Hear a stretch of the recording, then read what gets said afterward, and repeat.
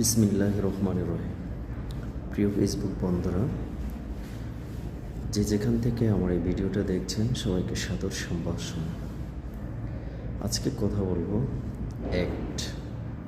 Act মানে হচ্ছে নীতি, নিয়ম, আইন আমরা যেটাকে বলে থাকি। আসলে আইনটা কি? আইন কেন আমাদের মানা দরকার? আইন বিজ্ঞানী ওয়েস্টিনের মতে সমাজে যে সমস্ত রীতিনীতিগুলো প্রচলিত হয়ে আসছে সেটি হচ্ছে আইন।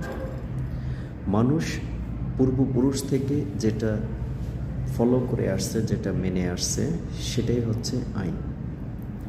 এই সমাজে যখন এই সমাজগুলোর এই নীতিগুলোর পরিপন্থী কোনো কিছু ঘটে, তখনই আইনের গুরুত্বটা বাড়ে। আইনের মাধ্যমে সেটা সমাধান করে। বেঁচে থাকতে চায় প্রত্যেকটা মানুষ, কিন্তু মানতে চায় না আইন। প্রতিটি মানুষ জানে একটা সময় তাকে চলে যেতে হবে, কিন্তু সেই চলে যাওয়াটা কখন হবে এটা কেউ জানে না।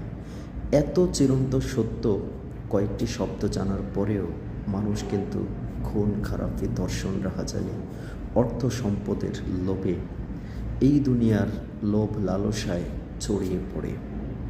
তাই সেজন্য যখন আপনি আইনটা জানবেন যে আসলে কোনটা অপরাধ, কোনটা অপরাধ না, আমি কোন কাজটা করলে সমাজের চোখে আমি বড় হব, কোন কাজটা করলে সমাজের চোখে আমাকে খারাপ দৃষ্টিকোণ থেকে দেখবে, বাট সেই জিনিসটা যদি আসলে প্রত্যেকটা মানুষ তার বিবেক থেকে চিন্তা করে, তার বিবেক দিয়ে বোঝার চেষ্টা করে, তাহলে সমাজে কখনো অসঙ্গতি ঘটবে না, সমাজে কখনো বৈষম্য সৃষ্টি হবে না।